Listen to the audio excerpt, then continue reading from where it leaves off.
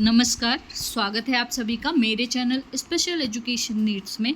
आज का जो अपना पेपर रहेगा वो education of children with hearing and speech disabilities है। ठीक है, सेकेंड ईयर का पेपर है। तो आइए देखते हैं यूनिट। सबसे पहले तो फर्स्ट यूनिट जो है उसमें एजुकेशनल ट्रेंड, जिसमें हम पढ़ेंगे evolution of education for children with hearing and speech disabilities. 1.2 में है early identification and intervention, concept, need and importance. 1.3 है intervention strategy, meaning, types and role of multidisciplinary team. फिर 1.4 है educational requirement of children with hearing and speech disabilities.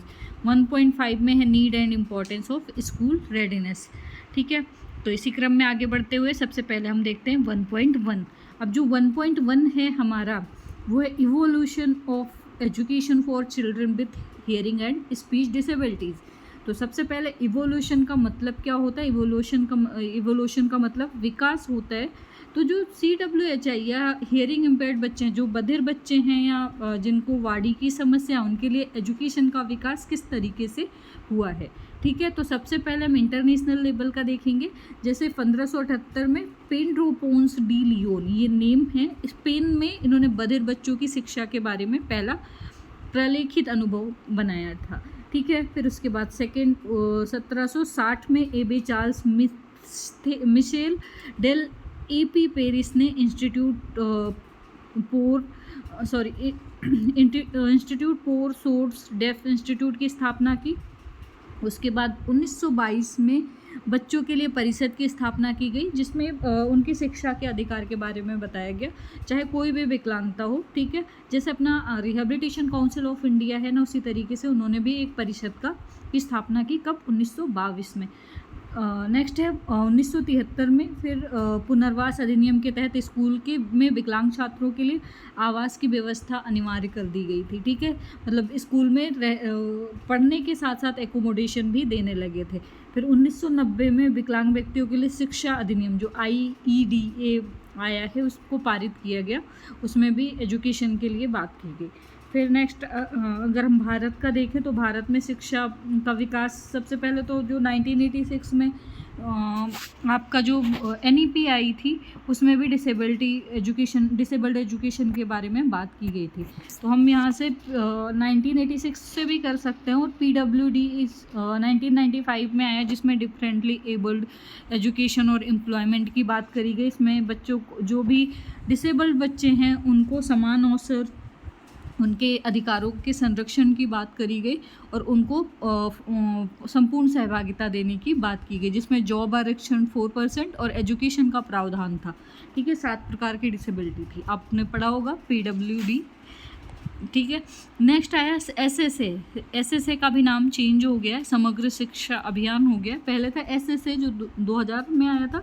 अब इसमें 6 से 14 वर्ष के बच्चों को जो एजुकेशन दी गई थी वो उनका फंडामेंटल राइट माना गया था। ठीक है, 6 से 14 वर्ष के सभी बच्चों को फ्री एंड कंपलसरी एजुकेशन देने की बात करी गई थी। मतलब फ्री एंड कंपलसरी का मतलब क्या है? मुफ्त और अनिवार्य शिक्षा। फिर RTE आया, जिसमें विकलांग बच्चों को 6 से 18 वर्ष के बच्चों को फ्री एंड कंपलसरी एजुकेशन देने की बात करी गई। उसके बाद RPWD एक्ट आया, तो उसमें फुल्ली एंड इफेक्टिव पार्टिसिपेशन की बात करी गई। जॉब आरक्षण बढ़ा दिया गया, 4% कर दिया गया। उसी के साथ साथ जो 7 प्रकार की डिसेबिलिटी थी उसको 21 प्रकार की डिसेबिलिटी में कन्वर्ट कर दिया गया। तो ये सारे प्रावधान आए। और जो अभी हम थोड़ा सा डेफ स्कूल इन इंडिया के बारे में देख लेते हैं। तो पहला जो है वो माजागांव बॉम्बे में डेफ एंड म्यूट्स 1885 में सबसे पहला ओपन हुआ। उसके बाद कलकत्ता में डेफ एंड डम के नाम से स्कूल 1893 में ओपन हुआ। तो आप लिख सकते हो इन स्कूलों के बारे में भी। तो आपका ये कंप्लीट हो गया, इसमें किस तरीके से एजुकेशन का विकास हुआ है। ठीक है, चाहे वो डिसेबल्ड हो, चाहे वो मतलब किसी भी प्रकार की डिसेबिलिटी हो, आप लिख सकते हो। क्लियर है? आगे बढ़ती हूँ। नेक्स्ट है 1.2। हमने हर वीडियो में शायद हमारा अर्ली आइडेंटिफिकेशन एंड इंटरवेंशन पीछा नहीं छोड़ता है, तो इसमें भी मैंने ज़्यादा वो नहीं किया है। अर्ली आइडेंटिफिकेशन का मतलब शीघ्र पहचान, बहुत ही अर्ली स्टेज में, बहुत ही जल्दी प्राइमरी अवस्था में हम ये पता लगा लें कि बच्चे में समस्या क्या है और जब समस्या पता चल जाती है तो उसके बाद हम क्या करते हैं, उस समस्या का निदान करते हैं, यानी कि जो भी समस्या होती है उसको डायग्नोसिस करते हैं, और वो क्या कहलाता है, आपका हस्तक्षेपण कहलाता है। ठीक है, तो समस्या डायग्नोसिस हस्तक्षेपण कहलाता है, जिसमें समस्या का पता लगाने के बाद ट्रीटमेंट या फिर उसके बाद जो भी सुविधाएं होती हैं एकोमोडेशन की, बच्चों को रिहैबिलिटेशन की सुविधाएं प्रोवाइड करवाते हैं, वो सारी इंटरवेंशन में आती हैं। ठीक है, ये क्लियर है, आगे बढ़ूँ। नेक्स्ट है intervention strategies meaning types and roles of multidisciplinary team. ठीक है, मल्टी डिसिप्लिनरी टीम का मतलब काफ़ी मतलब इसमें मल्टी डिसिप्लिनरी हैं तो बहुत सारे लोग आते हैं। तो इसमें सबसे पहले इंटरवेंशन स्ट्रैटेजी की बात करें तो प्रिवेंटिव इंटरवेंशन, प्रिवेंटिव में का मतलब क्या होता है, बचाव हस्तक्षेपण। अब बचाव हस्तक्षेपण क्या होता है, बहुत ही अर्ली एज में, बहुत ही क्रिटिकल स्टेज में हम ये पता लगा लें कि बच्चे में समस्या क्या है, और उसके बाद हम क्या करते हैं, उसका ट्रीटमेंट करवाते हैं, उसको एड्स एंड अप्लायंस प्रोवाइड करवाते हैं। उसमें जैसे डिसेबिलिटी होती है तो डिसेबिलिटी ख़त्म नहीं होती, उसको रोक सकते हैं, उसमें सुधार कर सकते हैं। ठीक है, तो ये प्रिवेंटिव इंटरवेंशन के अंतर्गत आएगा। नेक्स्ट है एजुकेशनल इंटरवेंशन। एजुकेशनल इंटरवेंशन का मतलब शैक्षिक सुविधाएं प्रोवाइड करवाना। ठीक है, शिक्षा से रिलेटेड एड्स एंड अप्लायंस या फिर TLM वगैरह प्रोवाइड करवाना, या फिर अगर जिस तरीके से बच्चे को नीड है उस तरीके की नीड बेस्ड एजुकेशन देना। ठीक है, नेक्स्ट है डेवलपमेंटल इंटरवेंशन। अब डेवलपमेंटल इंटरवेंशन क्या है, जैसे डेवलपमेंटल डिले हो रहा है तो उसके लिए हम क्या करेंगे, डेवलपमेंटल इंटरवेंशन देंगे। नेक्स्ट है ओकेशनल इंटरवेंशन।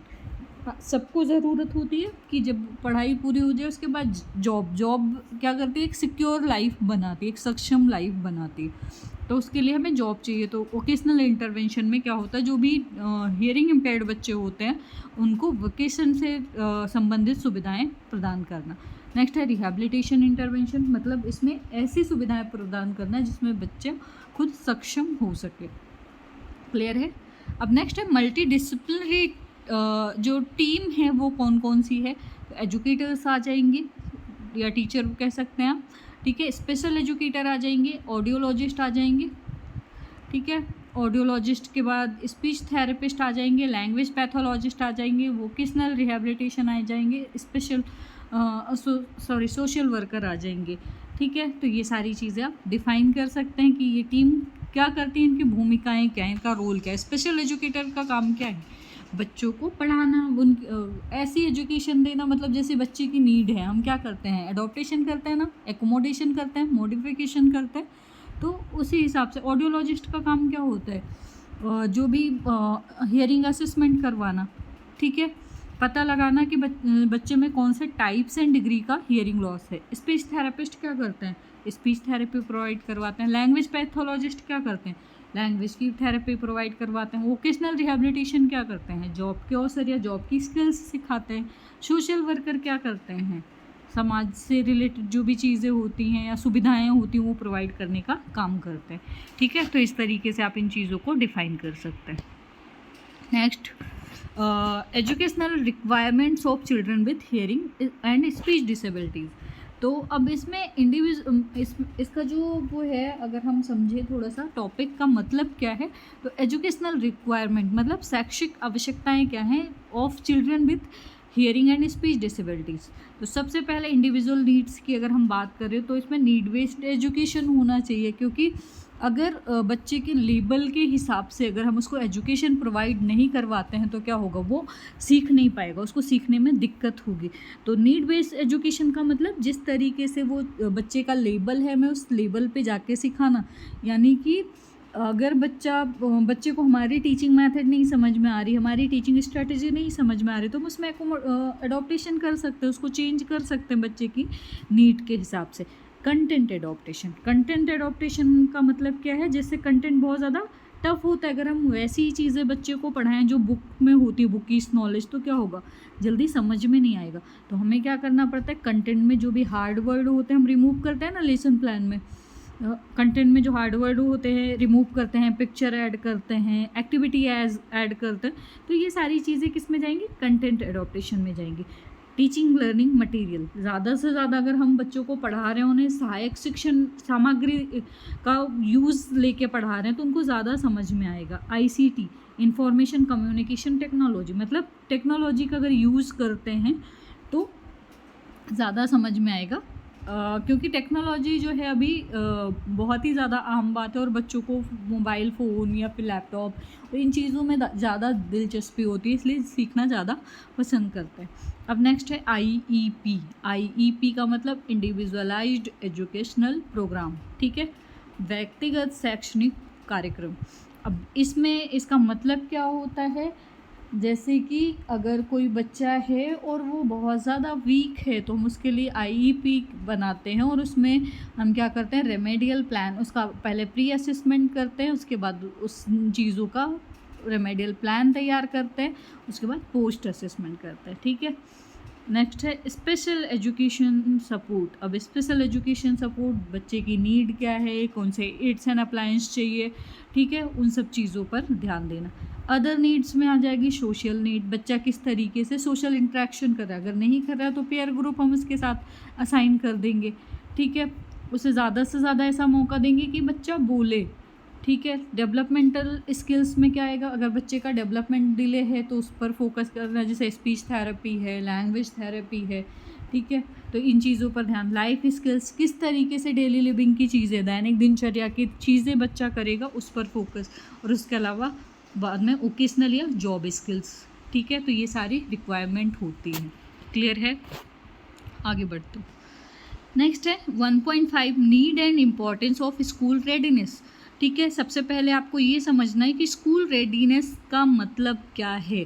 स्कूल रेडीनेस का मतलब है कि बच्चा कितना तैयार है स्कूल जाने के लिए, ठीक है। अगर बच्चा तैयार है स्कूल जाने के लिए, रेडी है, तो वो ज़्यादा सीख पाएगा। हम जैसे हम कोई चीज़ हमसे ज़बरदस्ती करवाई जाती है तो हम क्या करते हैं, उस पर फोकस नहीं करते, लेकिन कोई चीज़ अगर हम अपने मन से करते हैं, हमारा मन करता है कि हमें ये चीज़ करनी है, तो वो उन चीज़ में हमारा बहुत मन लगता है, ठीक है। तो वैसे ही स्कूल रेडीनेस के लिए अगर बच्चा तैयार होता है तो क्या होता है, वो अच्छे से लर्निंग करेगा, उसकी लर्निंग इफ़ेक्टिव होगी, ठीक है। अब स्कूल रेडीनेस में सबसे पहले रेडीनेस ऑफ चाइल्ड, मतलब बच्चे का तैयार होना ज़रूरी है। अगर बच्चा तैयार होगा तो वो ध्यान देगा, रुचि के साथ पढ़ाई करेगा, ठीक है, ज़्यादा से ज़्यादा लर्न कर पाएगा, एक्टिविटी में इन्वॉल्व होगा।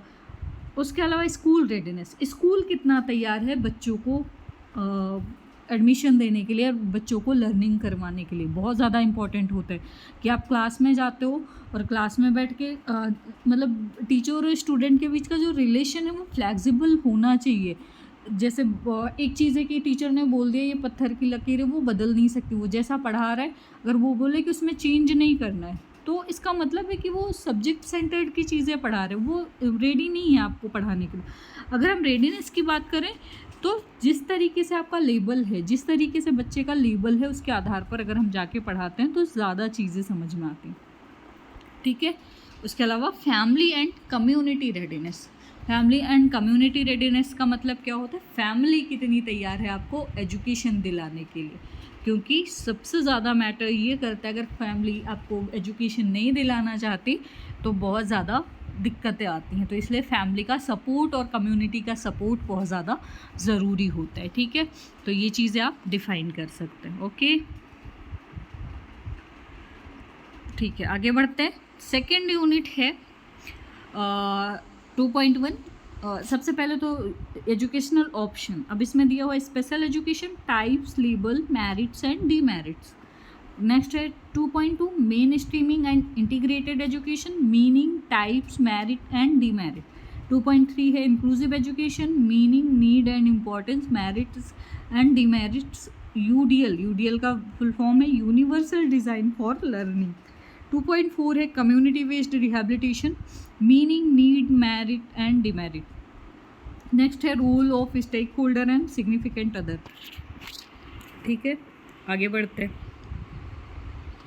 तो सबसे पहले एजुकेशनल ऑप्शन में हम देखते हैं स्पेशल एजुकेशन, अब आप इसको नहीं देख के आप बता सकते स्पेशल एजुकेशन क्या होता है, जहाँ पर विशेष आवश्यकता वाले बच्चों को एजुकेशन देने का काम किया जाता है। ठीक है, विशेष आवश्यकता या फिर डिफरेंटली एबल्ड बच्चे होते हैं उनके लिए इस मतलब ऐसे स्कूल डिज़ाइन किए जाते हैं।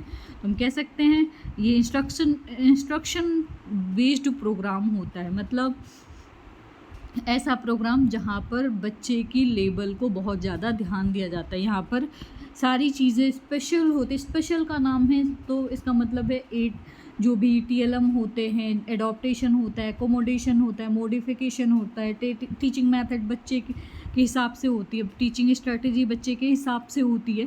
ठीक है, तो ये सारी चीज़ें स्पेशल एजुकेशन में होती हैं। अब नेक्स्ट है जो पॉइंट है इंडिविजुअल डिफरेंसेस, जितनी भी डिफरेंसेस होती हैं उनको ध्यान रखा जाता है, बच्चे की नीड के हिसाब से उसे एजुकेशन दी जाती है। ठीक है, स्पेशलाइज्ड टीचिंग होती है, इसमें टेक्निक्स होती हैं, स्पेशल मटेरियल यूज़ किए जाते हैं, अडॉप्ट किए गए। ठीक है, स्पेशल फैसिलिटीज़ प्रोवाइड की जाती हैं। अब अगर हम इसमें बात करते हैं इसकी मेरिट और डीमेरिट की, तो मेरिट ये है कि बच्चा अच्छे से लर्न कर सकता है। ठीक है, लर्निंग अच्छी हो सकती है क्योंकि एक ही लेवल के बच्चे होते हैं। ठीक है, ज़्यादा से ज़्यादा फैसिलिटी प्रोवाइड होती है। लेकिन डीमेरिट क्या है, बच्चों का सोशलाइजेशन अच्छे से नहीं हो पाता है। For example socialization in the sense उस स्कूल में जिस लेवल के बच्चे होंगे उन्हीं के साथ होगा। जैसे अभी बच्चा हियरिंग इम्पेयर्ड है ना, तो वो वहीं पे रहेगा। अगर हम सोचें कि वो मेन स्ट्रीमिंग में जाके उन बच्चों को पढ़ाएं तो वो उनके साथ कम्युनिकेशन नहीं कर पाएगा, उनके साथ कोप अप नहीं कर पाएगा, उसको काफ़ी दिक्कतें आएंगी। ठीक है, तो जहाँ पर लाभ है वहीं पर हानि भी है। ओके, आगे बढ़ते हैं। नेक्स्ट है main streaming and integrated education, meaning, types, merits and demerits. अब यहाँ पर जो है इसमें आपको एक वो डायग्राम दिख रहा होगा। तो सबसे पहले ये है रेगुलर स्कूल, इसी में से है क्या स्पेशल नीड्स और गिफ्टेड टैलेंटेड स्टूडेंट। जो मेन स्ट्रीम होती है उसमें सभी होते हैं। ठीक है, मुख्य धारा की जो स्कूल होती है उसमें स्पेशल नीड्स स्टूडेंट भी होते हैं, रेगुलर होते हैं और गिफ्टेड भी होते हैं। तो सबसे ज़्यादा रेगुलर स्टूडेंट होते हैं। अब देखते हैं आगे, रेगुलर मतलब जनरल स्टूडेंट। ठीक है, आगे देखते हैं।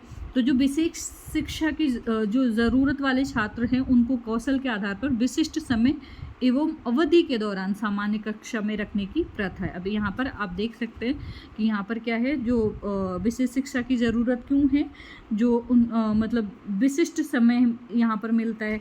ठीक है, एक ड्यूरेशन मिलती है और इसमें सामान्य कक्षा में रखने की प्रथा है। जो मतलब यहाँ पर जो स्पेशल चाइल्ड है उनको विशिष्ट समय और अवधि के दौरान एक समान कक्षा में रखने की प्रथा है। ठीक है, सेकंड पॉइंट है मुख्य धारा में विशेष आवश्यकता वाले विद्यार्थियों को सामान्य शैक्षिक व्यवस्थाओं या नियमित विद्यालयों में शामिल किया जाता है। अब इसमें क्या है, विशेष आवश्यकता मतलब डिफरेंटली एबल्ड जो बच्चे होते हैं वो, ठीक है, वाले शिक्षार्थियों को सामान्य शैक्षिक व्यवस्थाओं या नियमित विद्यालयों में शामिल करना। ठीक है, अब इसमें स्टूडेंट विथ स्पेशल नीड होते हैं, उसके साथ साथ रेगुलर क्लासेस होती हैं।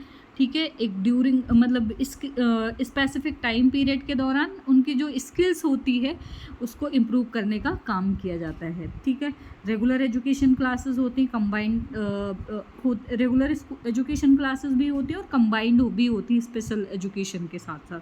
ठीक है, तो सब कुछ क्लासेस रेगुलर होती हैं और कुछ कंबाइंड होती हैं। अब यहाँ पर types of types of main streaming of education, तो इंटीग्रेटेड एजुकेशन है, इंक्लूसिव एजुकेशन और एक्सक्लूसिव है। इंटीग्रेटेड और इंक्लूसिव के बारे में हम आगे चर्चा करेंगे। एक्सक्लूसिव हम देख लेते हैं। तो यहाँ पर जो एक्सक्लूसिव है उसका मतलब क्या होता है, student who are not able to fit in the curriculum on the school setting for any reason. ठीक है, अब यहाँ पर क्या होता है, ये स्टूडेंट जो कहीं पर फिट नहीं होते हैं, ना उनका कैरिकुलम फिक्स होता है, ना कोई सेटिंग होती है किसी रीज़न की वजह से, वो कहाँ पर जाते हैं, एक्सक्लूसिव एजुकेशन में जाते हैं। फिर से रिपीट कर रही हूँ, ऐसे स्टूडेंट जो कहीं पर फिट नहीं होते, स्पेशल एजुकेशन या इंटीग्रेटेड में नहीं होते हैं, इंक्लूसिव में नहीं होते हैं, ठीक है, तो वो एक्सक्लूसिव एजुकेशन में जाते हैं। उनमें इनका कोई कैरिकुलम वो नहीं होता है और कोई सेटिंग नहीं होती है किसी रीज़न की वजह से। नेक्स्ट है इंटीग्रेटेड एजुकेशन, जिसमें एक्सेप्शनल चाइल्ड, एक्सेप्शनल मतलब जो डिफरेंटली एबल्ड बच्चे हैं वो, और उसके साथ नॉर्मल स्टूडेंट। और इसमें जो टाइम होता है इनका फुल टाइम या फिर पार्ट टाइम बेसिस होता है, ठीक है। आगे देखते हैं। अब जो इंटीग्रेटेड एजुकेशन क्लियर हो गया। इंटीग्रेटेड एजुकेशन में क्या होता है, नॉर्मल चाइल्ड और उसके साथ साथ स्पेशल चाइल्ड। चलो मैं एक डायग्राम बताती हूँ इसमें। तो देखो, अगर हम डायग्राम की बात करें तो इंटीग्रेटेड का, तो ये इंटीग्रेटेड है। इसमें कुछ स्पेशल स्कूल के वो हैं और कुछ ये नॉर्मल स्कूल के लोग हैं, ठीक है। तो इसमें स्पेशल और नॉर्मल स्कूल दोनों के लोग होते हैं और दोनों के बच्चे होते हैं, और पार्ट और फुल टाइम बेसिस होता है, ठीक है।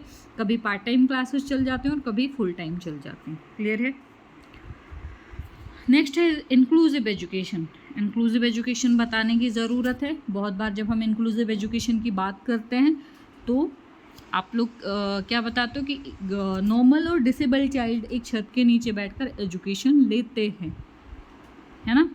तो हम कह सकते हैं इंक्लूजन का मतलब क्या होता है वैसे, शामिल करना, इंक्लूड करना, जितने भी होते हैं, जितनी भी डिफरेंसेस होते हैं, चाहे वो कास्ट वाइज हो, चाहे वो इकोनॉमिक बैकग्राउंड वाइज हो, चाहे वो एजुकेशनल बैकग्राउंड वाइज हो, ठीक है, सबको एक साथ शामिल करना मतलब इंक्लूजन करना, ठीक है। अब इंक्लूसिव एजुकेशन की बात आती है तो शिक्षा में किस तरीके से इंक्लूजन करते हैं, तो यहाँ पर है इंक्लूड ऑल स्टूडेंट।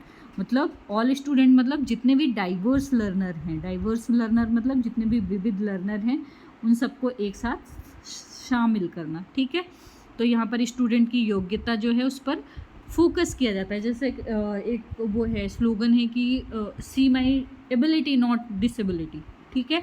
मतलब यहाँ पर योग्यता पर फोकस किया जाता है, ना कि डिसेबिलिटी पर। यहाँ पर एजुकेशन जो है वो सबके लिए है, शिक्षा सबके लिए, ठीक है। यहाँ पर जो दिव्यांग बच्चे हैं उनकी राइट की प्रोटेक्शन, उनके राइट का संरक्षण किया जाता है, उनकी स्किल्स को आइडेंटिफाई किया जाता है। क्लियर है। नेक्स्ट है यूडीएल। यूडीएल का जो फुल फॉर्म है यूनिवर्सल डिज़ाइन फॉर लर्निंग। तो इसका जो मतलब है वो क्या है, ऐसी डिज़ाइन जो सभी के लिए हो, ठीक है। यूनिवर्सल मतलब सार्वभौमिक, ठीक है। तो एक ऐसी डिज़ाइन जो सभी के लिए हो, सार्वभौमिक हो। अधिगम की ऐसी डिज़ाइन या अधिगम के लिए ऐसी डिज़ाइन जो सार्वभौमिक हो, ठीक है। अब यहाँ पर मैंने फुल फॉर्म लिखा है तो इस वजह से थोड़ा सा मैं इसको बता देती हूँ। अब यहाँ पर आप यू है तो आप सोचोगे यू का मतलब क्या है, तो यू का मतलब होता है अंडरस्टूड, ठीक है। अब किस चीज़ को अंडरस्टैंड करने की बात करें, किस चीज़ को के बोध की बात करें, समझने की बात करें, तो curriculum that can be easily understood by all learner. मतलब ऐसा पाठ्यक्रम या ऐसा कैरिकुलम हो जो सभी विद्यार्थियों को समझ में आए। समझ में आए इन द सेंस एकोमोडेशन, मॉडिफिकेशन या इंक्लूसिव प्रैक्टिस की बात कर ले, ठीक है। अब यहाँ पर है next D, method of instruction. D का मतलब क्या है, अब आप ये सोच रहे होगे, ठीक है, पक्का सोच रहे हो। तो यहाँ पर डी का मतलब नहीं है, method of instruction that accommodate all types of learner. यहाँ पर मतलब डाइवर्स लर्नर, ठीक है। जितने भी डाइवर्स लर्नर होते हैं उन सबको एक ऐसी विधि से पढ़ाना जो सबको समझ में आए, ठीक है। निर्देश विधि सभी प्रकार के बच्चों के लिए हो।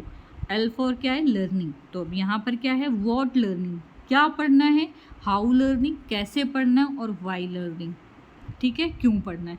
इन सब चीज़ों के लिए जो भी लर्निंग यूज़ की जाती है वो यूडीएल कहलाती है। क्लियर है। आगे बढ़ते हैं। 2.4 है community based rehabilitation, meaning and needs, merit and demerit. तो कम्युनिटी बेस्ड जो रिहैबिलिटेशन है आप सब ने करा है, CVR आप सब ने करा है, तो आप लोगों को थोड़ा बहुत तो आता होगा। मैंने इसमें डेफिनेशन लिखी है। सबसे पहले कम्युनिटी बेस्ड रिहैबिलिटेशन मतलब समुदाय आधारित पुनर्वास। समुदाय आधारित पुनर्वास का मतलब क्या है, जो समुदाय में रहते हैं जितने लोग रहते हैं उनको क्या करना है, पुनर्वासित करना है। ठीक है, तो ये जो WHO के हिसाब अनुसार एक डेफिनेशन है, समुदाय आधारित पुनर्वास शब्दावली उस स्थिति के लिए प्रयोग की जाती है जिसमें किसी समुदाय में पुनर्वास कार्यक्रम के लिए संसाधन उपलब्ध होते हैं। ठीक है, अब इसमें क्या करते हैं, जैसे आप CBR करते हो, आप जाके लोगों को सर्वे करते हो, सबसे पहले लोगों को अवेयर करते हो कि स्पेशल एजुकेशन में या कौन कौन सी सुविधाएं मिल रही हैं डिसेबल्ड बच्चों के लिए। ठीक है, क्या प्रावधान है उनके बारे में अवेयर करके आते हो ना, उनकी केस हिस्ट्री लेके आते हो। फिर उसके बाद क्या होता है, एक प्रोग्राम होता है जहाँ पर उन चीज़ों के संसाधन उपलब्ध करवाए जाते हैं। ठीक है, तो CBR क्या है, मतलब पुनर्वास के लिए या कम्युनिटी के लिए पुनर्वास कार्यक्रम है जिसमें संसाधन जुटाए जाते हैं। क्लियर है। नेक्स्ट है डॉक्टर हैलेंडर के अनुसार, जिसमें इसका मतलब है समुदाय आधारित पुनर्वास कार्यक्रम सेवा परिवेश में सुधार की ऐसी नीति है जो परिवेश में दिव्यांग व्यक्तियों को अधिक सम्मान व अवसर प्रदान करती है और मानव अधिकारों का समर्थन एवं रक्षा करती है। ठीक है, अब यहाँ पर है दिव्यांग व्यक्ति सम्मान व अवसर प्रदान करती है। जो डिसेबल्ड बच्चे हैं उनको रिस्पेक्ट और उनको अवसर प्रोवाइड करवाते हैं। जैसे कम्युनिटी वाले उन्हें बहुत ज़्यादा हीन भावना के साथ देखते हैं, उनको लगता है कि ये कुछ नहीं कर पाएंगे, तो वो चीज़ें आप उनके बारे में बताते हो ना जब प्रोग्राम होता है कि नहीं मतलब इनकी डिसेबिलिटी तो है बट एबिलिटी भी है, तो हमें वो चीज़ देखनी चाहिए। ठीक है, उस पर फोकस करना चाहिए। इनके लिए एजुकेशन है, इनके लिए जॉब है, सारी चीज़ें। ठीक है, तो ऐसी स्थिति में क्या होगा, सम्मान का अवसर प्रदान किया जाएगा और उनके जो अधिकार हैं वो मिल जाएंगे और उनका समर्थन होगा। ठीक है, अब नीड फॉर CBR क्यों होता है, पार्टिसिपेशन के लिए। ठीक है, पार्टिसिपेशन का मतलब उनको सहभागी बनाने के लिए, जो भी काम हो रहे हैं या एजुकेशन है या फिर जो भी चीज़ें हैं, जो भी एक्टिविटीज़ हैं उनमें पार्टिसिपेट करवाना। सस्टेनेबिलिटी, सतत विकास करवाना। ठीक है, एम्पावरमेंट, सशक्तिकरण करवाना। एडवोकेसी, डिसेबल्ड बच्चों की वकालत करना इन द सेंस उनकी जो नीड्स हैं, क्या नीड्स हैं, ठीक है, उनके लिए क्या प्रोविज़न है, एजुकेशन का क्या प्रावधान है, क्या स्कीम्स आई हैं, उन सब चीज़ों के बारे में वकालत करना। ठीक है, क्लियर है। आगे बढ़ते हैं।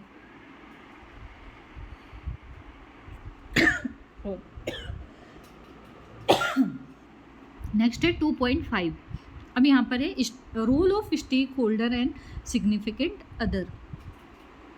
ठीक है, तो सबसे पहला रोल किसका होता है, पेरेंट्स का होता है। पेरेंट्स का रोल क्या होता है, डेवलपमेंट में बहुत ही ज़्यादा महत्वपूर्ण भूमिका होती है। ठीक है, क्योंकि ज़्यादातर बच्चा टाइम कहाँ पर स्पेंड करता है, पेरेंट के साथ। उसके बाद कम्युनिटी मेंबर के साथ। ठीक है, टीचर का रोल होता है, रिसोर्स पर्सन होते हैं जो संसाधन प्रोवाइड करवाते हैं, थेरेपिस्ट होते हैं जो थेरेपी देते हैं, चाहे वो स्पीच थेरेपी हो, चाहे ऑक्यूपेशन थेरेपी हो, चाहे लैंग्वेज थेरेपी हो, चाहे फिजियोथेरेपी हो, ये सब थेरेपी प्रोवाइड करवाते हैं। ऑडियोलॉजिस्ट क्या करते हैं, हियरिंग स्क्रीनिंग या हियरिंग असेसमेंट टेस्ट करते हैं। साइकोलॉजिस्ट का काम क्या होता है, मतलब जो भी बहुत सारे लोग, जैसे पता चलता है ना कि बच्चा डिसेबल्ड है तो बहुत लोग ट्रॉमा में चले जाते हैं। काउंसलर और साइकोलॉजिस्ट का काम क्या होता है, उनको उन चीज़ों से बाहर निकालना। ठीक है, सोशल वर्कर होते हैं, सोशल वर्कर सुविधाएं प्रोवाइड करवाते हैं। पीयर ग्रुप इंपॉर्टेंट है, मैंने इसलिए डाला है क्योंकि पीयर ग्रुप का काम क्या होता है, जैसे ज़्यादातर बच्चा पेरेंट्स के बाद कहाँ पर टाइम बिताता है, सहपाठियों के साथ, दोस्तों के साथ। ठीक है, तो दोस्तों की बहुत ज़्यादा सोशलाइजेशन में भूमिका बहुत ज़्यादा होती है, समाजीकरण में भूमिका होती है। शेयरिंग कहाँ से बच्चे सीखते हैं, दोस्तों से सीखते हैं, है ना। नेक्स्ट है special educator. Special educator education के लिए जो भी व्यक्तिगत सुविधाएं होती हैं वो प्रदान करते हैं। क्लियर है, आगे बढ़ती हूँ। अब नेक्स्ट है third unit 3.1 assessment tools for, इसमें पूछा tools and device facilitating education. तो सबसे पहले 3.1 है assessment tools for student with hearing and speech disabilities. Next है असिस्टिव डिवाइसेस। नेक्स्ट है 3.3 एगुमेंटेटिव एंड अल्टरनेटिव कम्युनिकेशन डिवाइसेस। 3.4 है ICT टूल्स एंड टेक्निक्स। 3.5 है टाइप्स ऑफ एजुकेशनल इवोल्यूशन। ठीक है, अब आगे देखते हैं। तो सबसे पहले है unit third tools and device facilitating education. जिसमें आपको टूल्स और उपकरण के बारे में पढ़ना है, कौन कौन से एजुकेशन के लिए फैसिलिटेट किए जाते हैं। तो सबसे पहले 3.1 है assessment tools for student with hearing and speech disabilities. ठीक है, अब यहाँ पर असेसमेंट के टूल्स कौन कौन से होते हैं वो देखने हैं। मतलब जो हियरिंग इम्पेयरमेंट के या स्पीच डिसेबिलिटी के बच्चे हैं उनके लिए असेसमेंट के टूल्स कौन कौन से होते हैं। तो सबसे पहले ओटोस्कोप होता है जिससे ईयर कैनाल की जांच की जाती है। ईयर टॉर्च जो होता है उससे भी हम क्या करते हैं, ईयर एग्जामिन करते हैं, मतलब कान का परीक्षण करते हैं। टाइपनोमेट्री होती है, कान के पर्दे की मूवमेंट को चेक किया जाता है। ओटोकॉस्टिक उत्सर्जन जो होता है इंटरनल ईयर कैनाल की जो प्रोसेस होती है, इंटरनल ईयर मतलब जो आंतरिक कान होता है उसकी जो प्रक्रिया होती है उसकी जांच की जाती है। विजुअल रीइंफोर्समेंट के द्वारा हम क्या चेक करते हैं कि बच्चे का जो अटेंशन है वो किस तरीके से है। प्योर टोन ऑडियोमेट्री जो है उसके द्वारा हम बच्चे की मतलब कितना ज़्यादा वो सुन पा रहा है, कौन सा साउंड उसमें साउंड प्रेजेंट है या नहीं, ये पता कर पाता है। TFT भी है, TFT का फुल फॉर्म है ट्यूनिंग फॉर्क टेस्ट, आप सबने पढ़ा होगा। तो ये भी एक उपकरण है जो हियरिंग असेसमेंट के काम में आता है। तो ये सारे हियरिंग असेसमेंट के काम में आते हैं। नेक्स्ट अगर हम स्पीच के बारे में बात करें तो थेरेपी के लिए है डॉक्टर स्पीच है। ठीक है, उसके अलावा स्पीच किट होती है जिसके माध्यम से जिसमें बहुत सारी चीज़ें होती हैं, जैसे आपकी कैंडल होती है, ठीक है, थर्माकोल बॉल होते हैं और पूरा मतलब बड़ी सी किट बनती है, आपने देखा होगा। तो उसके यूज़ के बारे में भी लिख सकते हैं। ठीक है, नेक्स्ट है 3.2 असिस्टिव डिवाइसेस, जिसमें इंडिविजुअल हियरिंग एड सबसे पहला है। असिस्टिव डिवाइसेस कौन कौन से हैं, ठीक है, सहायक उपकरण। तो इंडिविजुअल हियरिंग एड जिसमें BTE होता है, ITE, ITC, RIC, ठीक है, ये सारे। ग्रुप हियरिंग एड होते हैं। ग्रुप हियरिंग एड में आपका हार्डवायर सिस्टम है, इंडक्शन लूप है, इंफ्रारेड है, ठीक है, ये सारे ग्रुप हियरिंग एड में आते हैं। FM सिस्टम है। फिर मोबाइल फ़ोन भी एक तरीके का असिस्टिव डिवाइसेस है। लाउडर आंसरिंग मशीन ज़रूरत पड़ती है। ठीक है, जैसे जो HI बच्चे हैं उनको कम सुनाई देता है या फिर नहीं सुनाई देता, हार्ड ऑफ हियरिंग होते हैं उनको कम सुनाई देता है, और जो टोटल डेफ होते हैं उनको नहीं सुनाई देता है, तो उसके लिए लाउडर आंसरिंग मशीन का यूज़ किया जाता है। लैपटॉप और कंप्यूटर भी एक असिस्टिव डिवाइसेस है। वेकअप अलार्म होता है। वेकअप अलार्म मतलब जैसे इन लोगों को वाइब्रेटर की तरह होता है, जिसके थ्रू क्या होता है, जब भी इनको उठना होता है तो वाइब्रेशन आता है और वो उसी से उठते हैं। और उसके अलावा डोरबेल भी होती है। डोरबेल भी में भी वाइब्रेशन या फिर विजुअल क्यूज़ होता है। विजुअल क्यूज़ मतलब जैसे लाइट जलती है और बंद होती है, तो अगर कोई बेल वैसे कर रहा है तो वो उसके थ्रू देख लेते हैं, वाइब्रेशन के थ्रू। नेक्स्ट है क्लोज्ड कैप्शन TV, जो TV में आता है ना कैप्शन, जब भी पिक्चर चलती रहती है तो उसके साथ लिखा हुआ आता है, वो क्लोज कैप्शन भी एक तरीके की असिस्टिव डिवाइस है। नोट टेकिंग के लिए एक्सेसिबिलिटी है, टॉक बैक है, उसके अलावा विजुअल में ले सकते हैं। तो ऐसी बहुत सारी चीज़ें हैं जिसमें नोट टेकिंग डिवाइसेस होती हैं। ठीक है, text to speech, speech to text, ये सारे असिस्टिव डिवाइसेस के अंतर्गत आती हैं। Okay, next 3.3 argumentative and alternative communication devices. ठीक है, AAC जिसको शॉर्ट फॉर्म में बोलते हैं। तो AAC क्या है, एक टैबलेट या लैपटॉप जो बोलने या भाषा में अक्षमता वाले व्यक्तियों की मदद करता है। ठीक है, AAC का मतलब क्या है, आर्गुमेंटेटिव अल्टरनेटिव कम्युनिकेशन, जिसको स्पीच डिसेबिलिटी होती है या फिर लैंग्वेज डिसेबिलिटी होती है उन व्यक्तियों के लिए होता है। तो ऐसे डिवाइस का लोग अक्सर स्पीच जनरेशन मतलब ऐसी जो डिवाइस होती है वो किस लिए उपयोग की जाती है, स्पीच जनरेटिंग डिवाइस के रूप में उपयोग की जाती है। ठीक है, तो इसमें 3 चीज़ें मैंने टाइप्स ऑफ AAC मतलब डिवाइस बताई है। नो टेक सिस्टम मतलब नो टेक्नोलॉजी सिस्टम, जिसमें मतलब टेक्नोलॉजी नहीं होती है। एक्सटर्नल टूल नॉट रिक्वायर, मतलब इसमें जो एक्सटर्नल टूल होता है या उपकरण होता है उसकी ज़रूरत नहीं होती। जैसे फेशियल एक्सप्रेशन हो गया आपका, वोकलाइजेशन हो गया, ठीक है, जेस्चर हो गया, साइन लैंग्वेज हो गया, ये सारी चीज़ें नो टेक सिस्टम में आ जाएंगी। नेक्स्ट है लो टेक सिस्टम। मतलब जिसमें कम पैसे लगते हैं। तो वो ऐसी चीज़ें इलेक्ट्रॉनिक नहीं होती हैं, जैसे आपका कम्युनिकेशन बोर्ड हो गया, या आपका बोर्ड हो गया, बुक हो गई, पिक्चर हो गया, कहीं पे सिंबल लगा हुआ है, वो सारी चीज़ें, ठीक है, वो लो टेक सिस्टम में आ जाएंगे। नेक्स्ट है mid high technology system. Mid high technology में क्या आएगा, मतलब जो मध्यम की होती हैं और सबसे ज़्यादा हाई कॉस्ट की, उच्च कॉस्ट की होती है। लैपटॉप हो गया, कंप्यूटर हो गया, टैबलेट फ़ोन हो गया, पीसी हो गया, ये सारी चीज़ें उच्च हाई कॉस्ट में आ जाएंगी। क्लियर है, आगे बढ़ते हैं। नेक्स्ट है आईसीटी टूल्स एंड टेक्निक्स। तो आईसीटी का फुल फॉर्म क्या है, इंफॉर्मेशन कम्युनिकेशन और टेक्नोलॉजी। आईसीटी का फुल फॉर्म इंफॉर्मेशन कम्युनिकेशन और टेक्नोलॉजी, ठीक है। तो इसमें कौन कौन सी चीज़ें आती हैं, आपका कंप्यूटर आ गया, डिजिटल कैमराज जो आज जिससे हम रिकॉर्डिंग करते हैं, इंटरेक्टिव वाइट बोर्ड, जैसे आजकल पढ़ाने के लिए ज़्यादातर वाइट बोर्ड जो स्मार्ट बोर्ड होता है जिसमें हम लिख भी सकते हैं डिजिटल के थ्रू, ठीक है, वैसा बोर्ड आ गया। विजुअलाइज़र, देखने वाली चीज़ें आ गई। मल्टीमीडिया इक्विपमेंट, ऑडियो और वीडियो में आ गई है, ठीक है। Tablet, laptop, internet, iPad, iPhone, mobile phone, video conferencing, ये सारी चीज़ें आपकी आईसीटी के अंतर्गत आएंगी, ठीक है। नेक्स्ट है टाइप्स ऑफ एजुकेशनल इवेल्युएशन। तो सबसे पहले आपको इवेल्युएशन समझना है। इवेल्युएशन का क्या होता है मैं आपको बता देती हूँ। इवेल्युएशन जो होता है ना, उसमें टीचर का कर सकते हैं, स्टूडेंट का कर सकते हैं और कैरिकुलम का कर सकते हैं, ठीक है, सबका इवेल्यूशन कर सकते हैं।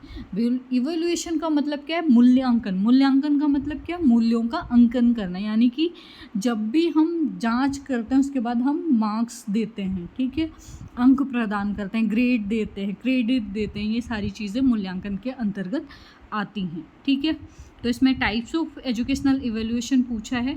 तो एजुकेशनल इवेल्यूएशन में सबसे पहले इसमें दो होते हैं, फॉर्मेटिव और समेटिव, जो आपको लिखना है। फॉर्मेटिव जो होता है वो जैसे आपकी जब शिक्षण प्रक्रिया चल रही होती है उस दौरान होता है, बीच में ये चेक करने के लिए कि स्टूडेंट ने कितना सीखा है या जो टीचिंग मेथड हम यूज़ कर रहे हैं वो कितना प्रभावी है उसके लिए, ठीक है। फॉर एग्जांपल जैसे आप चावल बनाते हो ना भगोने में, तो जब आधा बनता है तो आप क्या करते हो, उसमें से एक चावल उठाते हो और चेक करते हो ना, that is called formative assessment. ही मतलब चावल कितना पका है, मतलब वैसे ही हम बच्चे को कितना आया।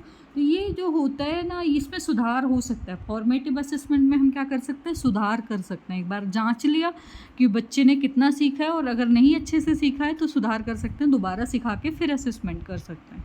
लेकिन जो समेटिव इवैल्यूएशन होता है वो हमेशा एंड में होता है, जैसे आपके सेमेस्टर एंड के एग्ज़ाम, ठीक है। अभी जो एग्ज़ाम आने वाले हैं इसमें अगर आप गलत करोगे तो क्या होगा, सुधार नहीं होगा, फेल हो जाओगे, पेपर में बैक, पेपर ड्यू हो जाएगा, बैक आ जाएगी, ठीक है। तो ये समेटिव इवैल्यूएशन के एग्जांपल है। फॉर्मेटिव इवैल्यूएशन के एग्जांपल क्या हैं, जैसे आपके मिड टेस्ट होते हैं, ठीक है, आपके यूनिट टेस्ट या बीच में इंटरनल टेस्ट लिए जाते हैं जिसमें सुधार कर सकते हैं, ठीक है। क्लास टेस्ट होते हैं, वो फॉर्मेटिव असेसमेंट के अंतर्गत आते हैं। क्लियर है, आगे बढ़ते हैं। सॉरी। नेक्स्ट है स्कूल क्लाइमेट फैसिलिटेटिंग एजुकेशन। इसमें meaning, nature and concept of school climate. तो डायमेंशन ऑफ स्कूल नेक्स्ट है dimension of school climate. Next है factor influencing school climate. Next है fostering positive school climate need and ways. Next है barrier free environment attitudinal, physical, educational and societal. तो आगे देखते हैं। सबसे पहले स्कूल क्लाइमेट होता क्या है, ठीक है। फोर्थ यूनिट में 4.1 में है meaning, nature and concept of school climate, ठीक है। अब स्कूल क्लाइमेट क्या होता है, इसका मतलब क्या होता है, स्कूल का माहौल, ठीक है। स्कूल का माहौल किस पर निर्भर करता है, जो जीवन की गुणवत्ता होती है और चरित्र को दर्शाता है, ठीक है, कि आप किस तरीके के व्यक्ति बनते हो, स्कूल का माहौल, ठीक है। उसमें छात्रों और अभिभावक और स्कूल के कर्मियों के स्कूल के जीवन के अनुभव पैटर्न पर आधारित होता है। मतलब जो टीचर होते हैं उनके जो अनुभव होते हैं, या जो वहाँ के सहकर्मी होते हैं उनके जो अनुभव होते हैं उस पर आधारित होता है, ठीक है। तो एक स्थायी कैसा होना चाहिए, स्कूल क्लाइमेट कैसा होना चाहिए, हमेशा पॉजिटिव होना चाहिए, ठीक है, ताकि सीखने को बढ़ावा मिल सके। क्लियर है, स्कूल क्लाइमेट।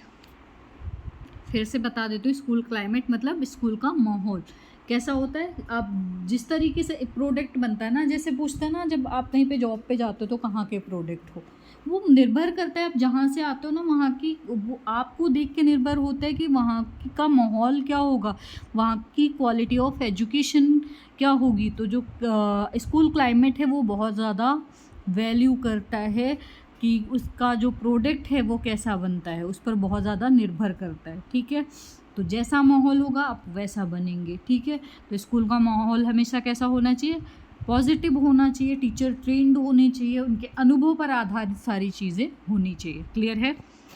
नेक्स्ट है डायमेंशन ऑफ स्कूल क्लाइमेट। तो सबसे पहले सिक्योरिटी। सिक्योरिटी क्यों ज़रूरी है, अगर आपको लगेगा कि कोई आपको हार्म कर रहा है, कोई आपको परेशान कर रहा है, तो स्कूल जाओगे नहीं जाओगे। तो सबसे पहले सुरक्षा, सबसे पहली फर्स्ट प्रायोरिटी है कि सुरक्षा होनी चाहिए। दूसरी चीज़ शिक्षण और सीखना, टीचिंग और लर्निंग। जो टीचर पढ़ाता है वो कैसा होना चाहिए, बच्चे की लेवल के अनुसार। और लर्निंग ऐसी होनी चाहिए, आप क्या पढ़ रहे हो, कैसे पढ़ रहे हो, क्यों पढ़ रहे हो, इन सब चीज़ों पर आधारित, मतलब आपके प्रीवियस नॉलेज के आधार पर नए ज्ञान का निर्माण करना। ठीक है, तो यहाँ पर आपको इंगेज करना, इंटरेस्ट क्रिएट करना, ये सारी चीज़ें शिक्षण और सीखने में आ जाएंगी। नेक्स्ट है संस्थागत वातावरण, इंस्टीट्यूशनल इन्वायरमेंट। बहुत ज़्यादा ज़रूरी होता है कि वहाँ का इन्वायरमेंट कैसा है, पॉजिटिव होना चाहिए।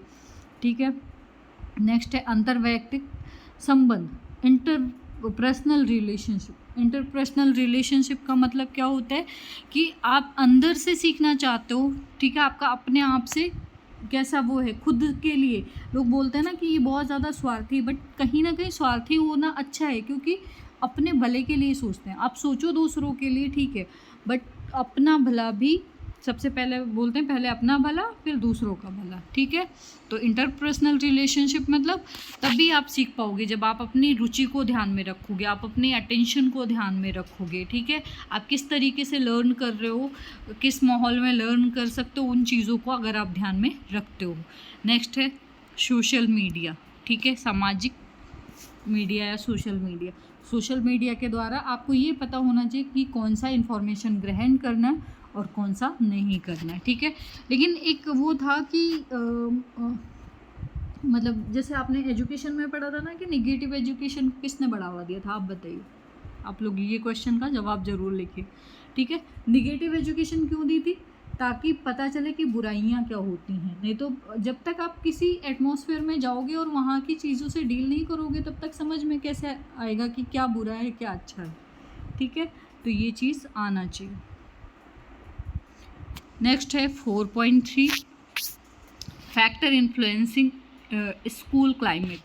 ठीक है, कौन कौन से फैक्टर हैं या कारक हैं जो स्कूल के माहौल को प्रभावित करते हैं, या स्कूल के माहौल को प्रभावित करने वाले कारक। तो सबसे पहले लीडरशिप बेस्ड इन्वायरमेंट, नेतृत्व आधारित वातावरण। नेतृत्व आधारित वातावरण का मतलब क्या है कि वहाँ पर जो लीडर है, जैसे प्रिंसिपल है, वो किस तरीके से काम करता है। ठीक है, लीडरशिप कैसी होनी चाहिए, एक अच्छा नेता होना चाहिए जो सबके हित के लिए सोचता है। ठीक है, वो अपने स्टाफ के साथ कैसा है, ये चीज़ है। ठीक है, फोकस ऑन वर्क और रिजल्ट, सबसे ज़्यादा वर्क पर फोकस करना चाहिए, परिणाम पर फोकस करना चाहिए। ह्यूमन बिहेवियर पर, मानव के व्यवहार पर फोकस करना चाहिए। मानव का व्यवहार इन द सेंस बच्चे का व्यवहार कैसा है, ठीक है, स्टूडेंट का बिहेवियर कैसा है। समटाइम रीइंफोर्समेंट, निगेटिव रीइंफोर्समेंट, अगर बच्चा बहुत ज़्यादा गलत करे तो निगेटिव रीइंफोर्समेंट की ज़रूरत होती है, कभी पॉजिटिव रीइंफोर्समेंट तो कभी निगेटिव रीइंफोर्समेंट। नेक्स्ट है टीचर स्टूडेंट का रिलेशन कैसा है, टीम वर्क करते हैं या नहीं करते हैं, टीम वर्क भी प्रभावित करती है। बैरियर, बहुत ज़्यादा बाधाएं हैं तो आप सीख नहीं सकते, तो भी क्लाइमेट प्रभावित होता है। पॉजिटिव इन्वायरमेंट नहीं है तो भी प्रभावित होता है। ठीक है, तो इसमें पॉजिटिव और निगेटिव दोनों हो सकते हैं। नेक्स्ट है 4.4 fostering positive school climate, need and ways. इसमें मतलब जो पॉजिटिव क्लाइमेट है स्कूल के, उसको कैसे हम बढ़ावा दे सकते हैं। तो सबसे पहले प्रमोट इंक्लूसिव प्रैक्टिस, मतलब समावेशी जो प्रथाएं हैं उनको बढ़ावा देना।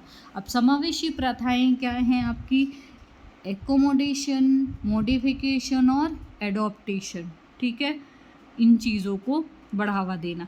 बिल्ड सपोर्टिव रिलेशनशिप, मतलब सहायक संबंध बनाना, ऐसे संबंध बनाना जो सपोर्टिव हो, मतलब सबका सपोर्ट करने वाला हो। सामाजिक भावनात्मक शिक्षा लागू करना, क्योंकि आप समाज में रहते हो, समाज के लोगों से जुड़ते हो, तो सोशल और इमोशनल चीज़ें आनी चाहिए, ठीक है। ये नहीं कि आप अपने आप में लीन रहते हो, ठीक है। दुख क्या है, प्रेम क्या है, इन चीज़ों की डेफिनेशन तो पता होनी चाहिए ना। नेक्स्ट है समानता एवं समावेशन। अगर समानता एवं समावेशन होता है तो भी हम पॉजिटिव क्लाइमेट को फोस्टर कर सकते हैं, बढ़ावा दे सकते हैं। नीड बेस्ड एजुकेशन होना चाहिए। फुल्ली पार्टिसिपेशन, इक्वल अपॉर्चुनिटी होनी चाहिए। जब भी पढ़ा रहे हैं तो टीचिंग लर्निंग मटेरियल का उपयोग होना चाहिए। इन सब चीज़ों से पॉजिटिव क्लाइमेट बढ़ता है, ठीक है। आगे बढ़ते हैं। नेक्स्ट है 4.5 है, ये यहाँ पर हो गया है 4.4 गलती से, ठीक है। तो ये आपका कौन सा टॉपिक है, 4.5। अब ये 4.5 है, इसमें बैरियर फ्री इन्वायरमेंट पूछा है। तो इसमें attitudinal barrier, physical barrier, educational barrier और सोसाइटल, इसमें सोशल हो गया, दोनों एक चीज़ है, ठीक है। सोशल और सोसाइटल बैरियर। तो इसमें सबसे पहले एटीट्यूडनल बैरियर कैसे हम हटा सकते हैं, जो स्टीरियोटाइप का व्यवहार होता है ना लोगों का, ये डिसेबल्ड है, पुनर्जन्म का पाप है, या फिर भगवान ने कोई मतलब किसी बात की सज़ा दी है, ऐसे लोग बोलते हैं ना। तो स्टीरियोटाइप वाले जो बिहेवियर हैं उनको कम करना। पिटी एंड चैरिटी, जो डिसेबल्ड बच्चे हैं उनकी एबिलिटी पर फोकस करना, ना कि पिटी का मतलब दया और दक्षिणा, दान दक्षिणा की भावना को हटा देना है, क्योंकि उनमें भी एबिलिटी होती है। डिसेबिलिटी का मतलब पढ़ा है ना आप सबने, डिस का मतलब क्या होता है, एबिलिटी का मतलब जिस काम करने के योग्य नहीं होते हैं। जैसे डिस एबिलिटी से अगर हम डिस हटाते हैं तो एबिलिटी बचती है ना। तो हमें किस पर फोकस करना चाहिए, एबिलिटी पर। अवॉइडेंस, हमें अवॉइड नहीं करना चाहिए डिसेबल्ड। अगर कोई क्लासरूम में है डिसेबल्ड बच्चा तो आपका सहपाठी है, तो उसको अवॉइड नहीं करना चाहिए, ठीक है। जब अवॉइडेंस होती है तो क्या होता है, ये एटीट्यूडनल बैरियर के अंतर्गत आता है। नेक्स्ट है फिजिकल बैरियर। जैसे फिजिकल बैरियर में क्या होता है, जैसे lack of wheelchair, ramp, मतलब व्हील चेयर की कमी होती है, रैम्प की कमी होती है, स्कूल बिल्डिंग अच्छी नहीं, एक्सेसिबल नहीं होती है, मॉल, पार्क या पब्लिक ट्रांसपोर्टेशन में जब आप जाते हो तो अच्छे से एक्सेस नहीं कर पाते हो, ठीक है। तो ये फिजिकल बैरियर के अंतर्गत आता है। नेक्स्ट है एजुकेशनल बैरियर। तो एजुकेशनल बैरियर के अंतर्गत क्या चीज़ें आएंगी, अनुपयुक्त पाठ्यक्रम, जैसे जो कैरिकुलम है वो आपके नीड के हिसाब से नहीं डिज़ाइन किया गया है, ट्रेंड टीचर नहीं है, या स्कूल का ऑर्गेनाइजेशन बहुत ही ज़्यादा पुअर लेवल का है, तो एजुकेशनल बैरियर में दिक्कत होती है, जैसे एडॉप्टेशन नहीं हो रहा है, ठीक है। नेक्स्ट है सोशल बैरियर। बहुत ज़्यादा फीलिंग, कोई सब बैठे हैं और सबसे अलग थलग फील कर रहे हो आप, अपॉर्चुनिटी नहीं है आपके पास, कॉन्फिडेंस लॉस होता है, ठीक है, सेल्फ इस्टीम ख़त्म होती है, डिप्रेशन में जाते हैं। तो ये सारी चीज़ें सोशल बैरियर की वजह से होती हैं। तो इन सब चीज़ों को ख़त्म करना, ठीक है, क्लियर है। आगे बढ़ते हैं। 5 यूनिट जो है policies, legislation, scheme and provision. तो सबसे पहले पूछा है 5.1 में साइलेंट फीचर, NEP 1986 एंड NEP 2020 education of hearing impaired. 5.2 है NEP 2020 enrolment, retention, remediation and re-entry to reduce dropout and student with hearing impairment, assessment for learning and improvement, paradigm shift in teaching and learning, ठीक है। 5.3 है silent feature of RCI act 1992, PWD act 1995, RPWD act 2016। 5.4 है समग्र शिक्षा अभियान, objective and implementation. फिर 5.5 है government welfare scheme and provision for student with hearing impairment, E content guidelines, ठीक है। तो सबसे पहले हम देखते हैं साइलेंट फीचर ऑफ NEP 1986, ठीक है। तो इसमें जो है सबसे पहले असमानताओं को, जो जितनी भी असमानताएं थी लोगों में, उनको दूर करके उनके एजुकेशनल अपॉर्चुनिटी पर ज़्यादा फोकस किया गया था, ठीक है। इसके किसकी अध्यक्षता में ये लागू की गई थी, इसके पहले वाली वीडियो में भी हमने चर्चा किया था, राजीव गांधी की अध्यक्षता में ये लागू की गई थी, ठीक है। इसमें इसके जो साइलेंट फीचर है वो क्या है, प्रारंभिक बचपन एवं देखभाल, ठीक है। दूसरा है सभी के लिए समान अवसर, जीवन पर्यंत शिक्षा पर जो लाइफ लॉन्ग हो, क्योंकि सीखने के अवसर हमेशा मिलते रहते हैं। एजुकेशन पढ़ा है ना, कि इनफॉर्मल एजुकेशन हमेशा चलती रहती है, या लर्निंग जो है वो कंटिन्यूअस प्रोसेस होती है, ठीक है। विकलांग शिक्षा पर जोर दिया गया था, महिला शिक्षा पर जोर दिया गया था, और जो भी दृष्टिकोण अपनाया जाए पढ़ाने के लिए वो कैसा होना चाहिए, बाल केंद्रित। ये किसके अनुसार, NEP 1986 के अनुसार टेक्नोलॉजी के उपयोग पर जोर दिया गया था, ठीक है। तो ये सारे साइलेंट फीचर हैं इसके, क्लियर है। आगे बढ़ते हैं। नेक्स्ट है NEP 2020। NEP 2020 किसकी अध्यक्षता में लागू की गई, अभी जो हमारे प्राइम मिनिस्टर है नरेंद्र मोदी जी के अध्यक्षता में लागू की गई, ठीक है। इसमें क्या था, राष्ट्रीय विकास के लिए सभी के लिए निरंतर एवं गुणवत्तापूर्ण शिक्षा, ठीक है। तो इसमें मतलब इसकी जो 5 पिलर है उस पर काम किया गया। एक्सिस मतलब ऐसी एजुकेशन हो जो सबके लिए सुलभ हो, सबके लिए सुगम्य हो, सब वहाँ तक मतलब पहुँच पाएँ। इक्विटी, नीड बेस्ड एजुकेशन हो, ठीक है। क्वालिटी वाली एजुकेशन हो, गुणवत्तापूर्ण शिक्षा हो, ऐसी एजुकेशन हो जो अफोर्ड कर पाएँ, ज़्यादा पैसे नहीं लगे, ठीक है। और उस शिक्षा के प्रति सबकी जिम्मेदारी होती है, तो जिम्मेदारी पूर्ण शिक्षा। तो ये 5 पिलर है जो एजुकेशन के लिए ज़रूरी हैं, और ये 5E में इसमें जो NEP है 2020 में उसके 5 पिलर है। अब इसमें न्यू एकेडमिकल स्ट्रक्चर जो है, तो हम सबसे पहले नीचे से देखेंगे। इसका जो स्ट्रक्चर है ऊपर 4 ईयर है, इस तरीके से नहीं तो ये यहाँ से पढ़ेंगे, ठीक है। तो ये जो है 5 + 3 + 3 और +4। बहुत सारे हमारे बच्चे ऐसे हैं जिनको मैंने ये पढ़ाया है, तो बहुत बार पढ़ाया है, उनको तो ये चीज़ें याद हो गई होंगी, ठीक है। तो 5 स्टेज क्या है, ये 5 स्टेज है जिसको फाउंडेशनल स्टेज कहते हैं। इसमें लैंग्वेज कौन सी है, R1 और R2। R1 में है, मैं फिर से बता देती हूँ, R1 जो आपकी लैंग्वेज है ना उसको R1, R2 और R3 के में डिनोट किया गया था, ठीक है। R1, R2 और R3 से डिनोट किया गया था। अब जो R1 है वो स्टेट लैंग्वेज और मदर टंग है, ठीक है। R2 जो है अदर देन R1, मतलब R1 के अलावा और दूसरी लैंग्वेज, यानी कि नेशनल लैंग्वेज। और R3 जो है other than R1 and R2, ठीक है। तो R3 किस में आ जाएगी, R3 में ग्लोबल लैंग्वेज आ जाएगी, ठीक है, इंग्लिश। तो जो फाउंडेशनल स्टेज है ये 5 साल का है। तो जो ये 5 साल का है ना, इसको 2 भागों में डिवाइड किया गया है, जैसे ये 2 ईयर और इसमें 3 ईयर, ठीक है। 2 ईयर और 3 ईयर में डिवाइड किया गया है, जिसमें 2 ईयर जो है सबसे पहले 3 ईयर को प्री स्कूल और आंगनबाड़ी में डिवाइड किया गया। 3 to 6 ईयर, जैसे बच्चे का क्रिटिकल ईयर एज पूरा होता है, अब स्कूलिंग 3 साल में हो जाती है, ठीक है। तो 3 साल से लेके 6 साल की एज में बच्चा प्री स्कूल में रहता है, फिर सेकेंड 2 साल उसमें फाउंडेशनल स्टेज में ही 1 और 2 क्लास हो जाती है। 6 से 8 वर्ष में बच्चा फर्स्ट और सेकेंड क्लास पूरी करता है, ठीक है। फिर आ जाता है बच्चे का प्रिपरेटरी स्टेज। फाउंडेशनल स्टेज में जो लैंग्वेज है वो R1 और R2 होगी, ठीक है।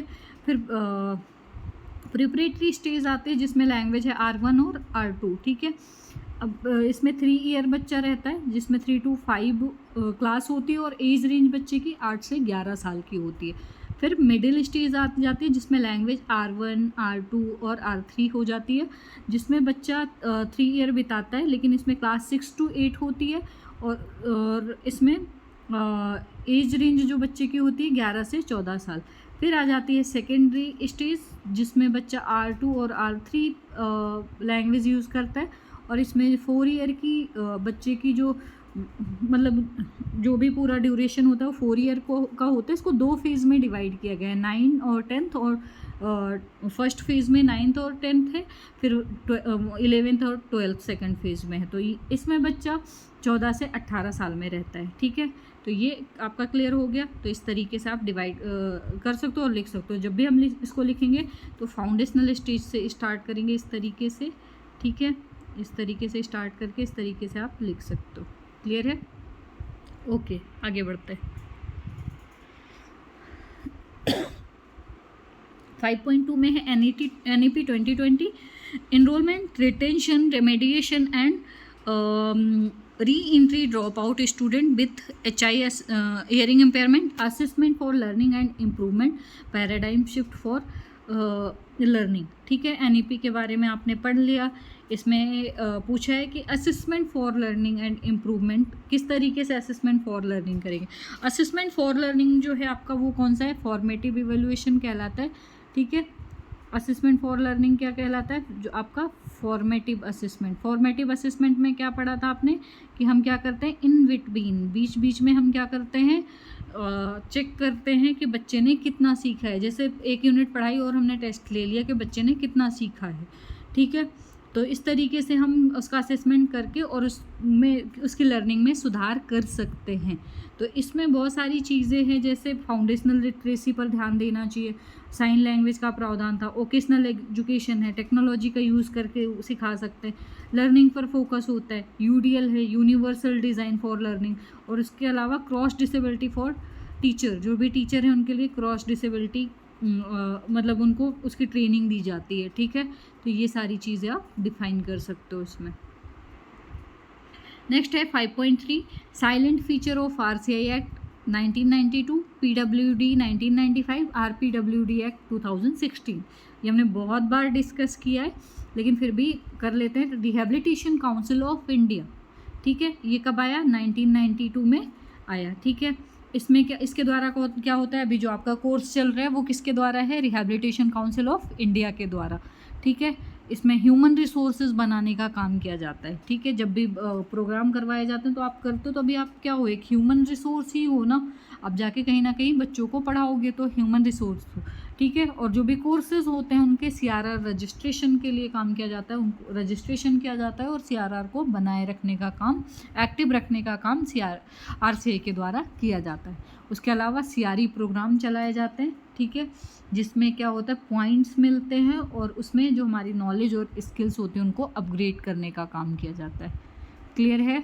फिर आ जाओ पीडब्ल्यूडी एक्ट 1995।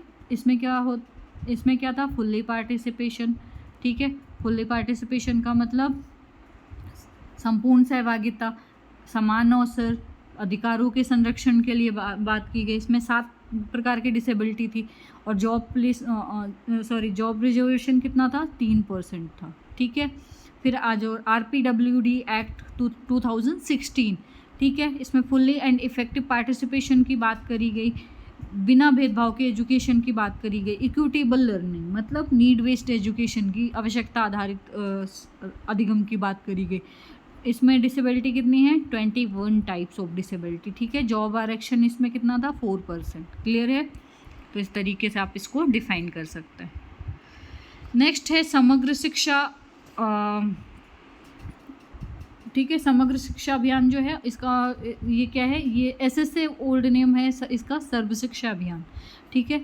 ये क्या है, प्री स्कूल क्लास से लेकर 12th तक एक व्यापक कार्यक्रम है, ठीक है। इसमें क्या था, योजना, ये जो योजना है 2018 में शिक्षा मंत्रालय द्वारा शुरू की गई थी, जो, ठीक है। ये भारत में बच्चों में बड़े पैमाने पर स्कूली शिक्षा के लिए समावेशी और लागत प्रभावी वितरण सुनिश्चित करने के लिए शुरू किया गया। मतलब बच्चों के लिए इंक्लूसिव एजुकेशन और गुणवत्तापूर्ण शिक्षा के लिए इसको स्टार्ट किया गया। इसमें सर्व शिक्षा अभियान, रमसा राष्ट्रीय माध्यमिक शिक्षा अभियान एवं शिक्षक शिक्षा कार्यक्रम, इसमें 3 योजनाएं थी जो उनको शामिल किया गया, ठीक है। और इसमें योजना के दायरे में प्री प्राइमरी से लेकर सीनियर सेकेंडरी तक कक्षाएं शामिल हैं, ठीक है। तो इस तरीके से आप इसको डिफाइन कर सकते हैं। नेक्स्ट देखते हैं हम 5.5 government welfare scheme and provision for student with hearing impairment and E content guideline.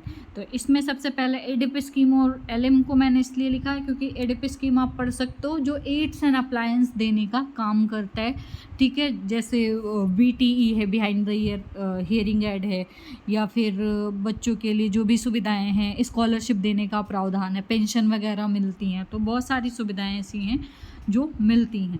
एलएमको के द्वारा भी सहायक उपकरण वितरण किए जाते हैं। तो ये प्रोविज़न है, लिख सकते हैं। पीडब्ल्यूडी के अकॉर्डिंग क्या प्रावधान है, जैसे बच्चों को पेंशन मिलती है, ठीक है, जैसे एड्स एंड अप्लायंस मिलते हैं, एजुकेशन फ्री मिलती है, बुक्स मिलती है, तो ये सारी चीज़ें आप डिफ़ाइन कर सकते हैं, ओके। और कोई कन्फ्यूज़न है तो ज़रूर बता सकते हैं। Any question? अगर क्वेश्चन है तो बता सकते हैं, और जो भी टॉपिक समझ में नहीं आया उसके बारे में भी पूछ सकते हैं। इतना टाइम नहीं है, फिर भी मैं कोशिश करूँगी कि मैं शॉर्ट में समझा दूँ आपको, ठीक है। तो ऐसे ही बने रहिए, ऐसे ही प्यार देते रहिए।